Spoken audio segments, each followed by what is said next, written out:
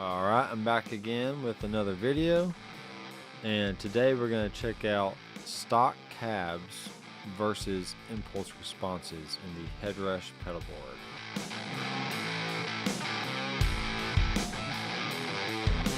Alright, so I got the same rig I had set up from last time. I just have a JCM 800 with a few different cabs here. And what I'm going to do now is actually add in an impulse response. So this is a custom IR, and you're going to click on IR. I guess you can click on either one, but I'm going to click on that one, default. And now from here, you notice we have gain, high cut, low cut, and mix. Okay, what we can do is normally when you first add this in, it's going to be gain on 0, and it's going to be really, really loud. So I usually bring mine down to about 12 dB. You can mess with the high cut. Basically, that's going to attenuate any higher frequencies.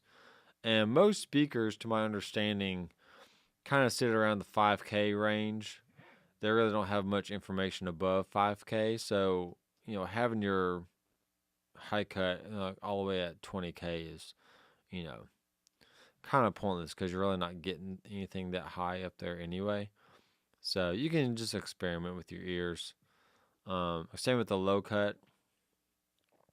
Usually you want to roll off some low end just to kind of tame any low end rumble that might be there. But you know, depending on the kind of amp you're using and how much gain you have on the amp, you know, all that's gonna be different anyway. So here's my IR on this button right here. So I can bring that in and out. I can bring in different cabs. Okay, so here's what the IR sounds like.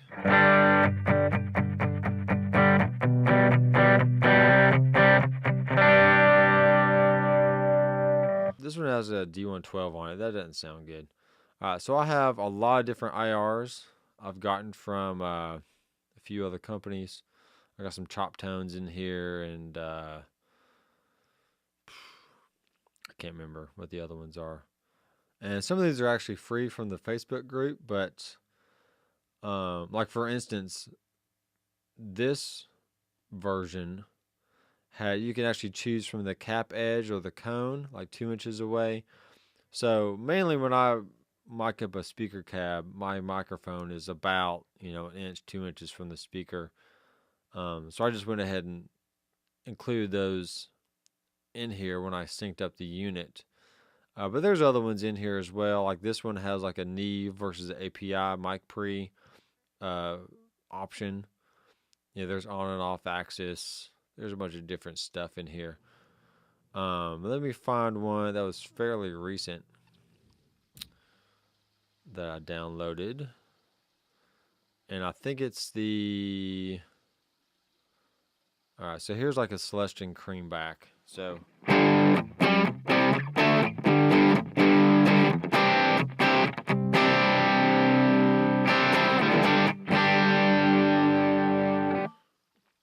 Alright, so let's stick with that one, because it sounds good. Alright, so there's really not a Creamback version of a stock cab anywhere. Let's actually do this. Yeah, V30. So let's do the API 421. And on this one, we're going to do also the 421. That way they're the same. All right, so here we go. So here is the stock cab with a vintage 30 and a Royer, or not a Royer, but an MD 421 on the cab.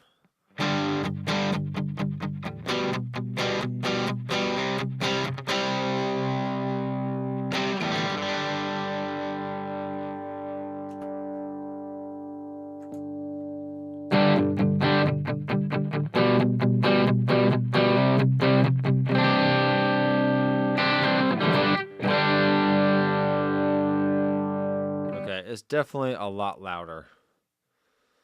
So we might just need to bring this down. And Maybe check the output.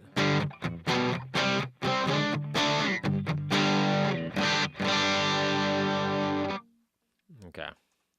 Let's try and match these here.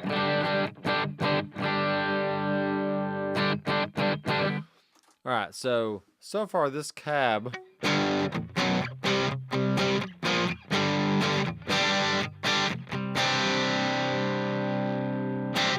it kind of sounds scooped just a little bit. Maybe my headphones, but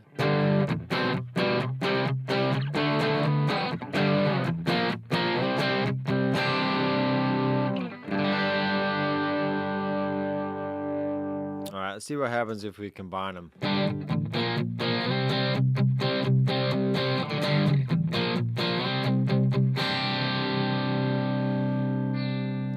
Very interesting. We can't control the mix with this, so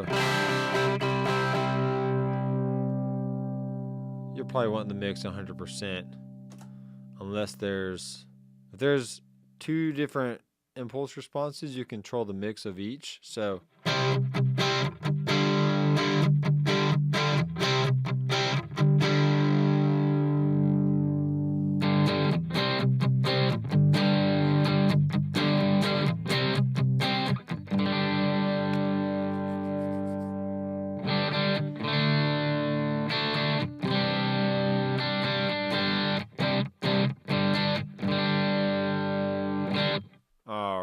So there are pros and cons to having either. The stock cabs can sound really good, depending on what the tone you're going for. The impulse response, I think they both sound good. They just have different sounds. So, and I think in a mix, like in a recording or a full band situation, you're not gonna tell a big difference between the two. So, so you be the judge. If you got a Headrush, try experiment a little bit with some custom IRs versus the stock cabs, and be sure to comment down below and let me know what you think. Okay, I am Dr. McFarland, and I'll see you in the next video. Keep rocking.